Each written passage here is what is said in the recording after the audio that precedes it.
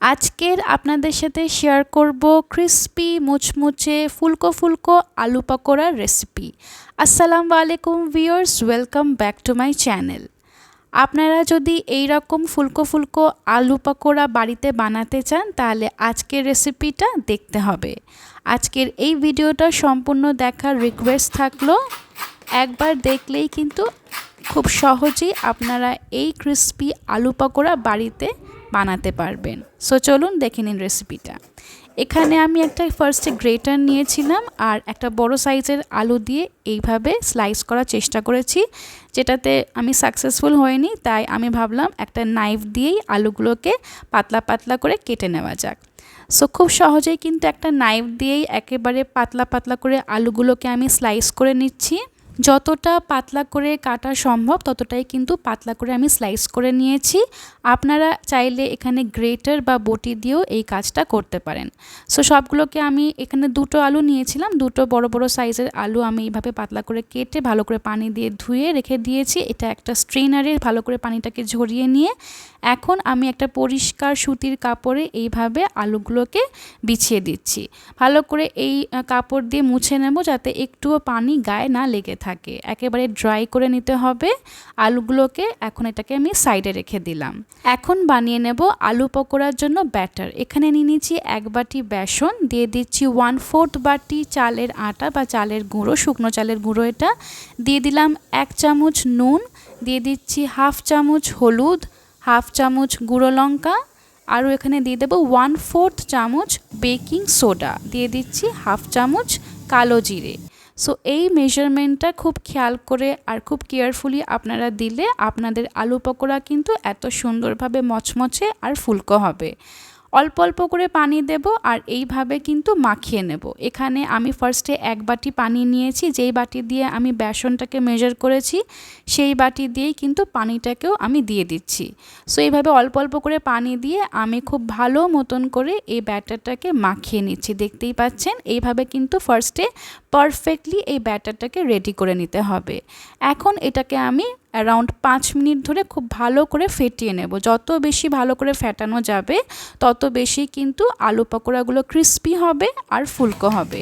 So খুব ভালো করে আমি 5 মিনিট মতন এটাকে ফেটিয়ে নিয়েছি। এই ব্যাটারের কনসিস্টেন্সিটা আপনাদেরকে দেখিয়ে দিচ্ছি। খুব বেশি পাতলাও হবে না আবার খুব বেশি ঘনও হবে না। এখন দিয়ে দিলাম 2 চামচ গরম তেল। এই গরম তেলটা দিলে কিন্তু আলু পকোড়াগুলো খুব বেশি ক্রিস্পি হবে। ভালো করে একটা স্পুন দিয়ে মিক্স করে দিচ্ছি। আর এখানে টোটাল কিন্তু আমার 1 বাটি পানি লেগেছে। 1 বাটি বেসনের জন্য 1 বাটি পানি। মেজারমেন্টটা একেবারেই ইজি।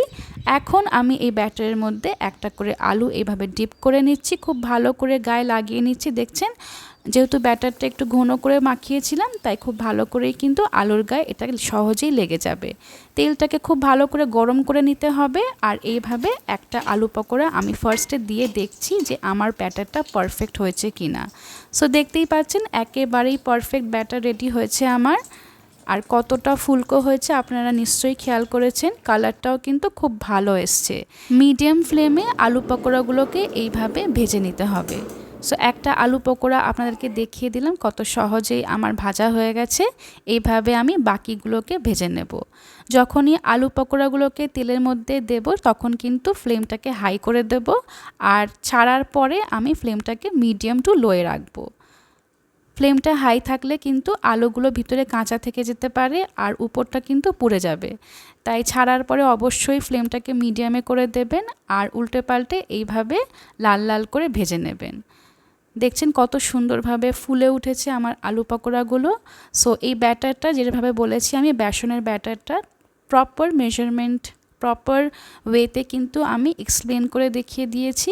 আর মাঝখানে মাঝখানে যে টিপসগুলো বলেছি সেগুলো অবশ্যই ফলো করবেন, তাহলে আপনাদের আলু পকোড়া এত সুন্দরভাবে ফুলেও যাবে আবার খেতে হবে ক্রিস্পি মুচমুচে। এই রমজানে কিন্তু এই আলু পকোড়াটা আপনারা খুব সহজেই বাড়িতে বানিয়ে নিতে পারেন। এটা বানাতে বেশি সময় লাগে না, কোনো রকম ঝামেলা ছাড়াই কিন্তু খুব সুন্দরভাবে এটা রেডি হয়ে যায়। সো আমার এখানে ভাজা কমপ্লিট। এইভাবে আমি বাকিগুলো ভেজে নেব। এইভাবে আমি বাকি আলুগুলো ভেজে নিয়েছি।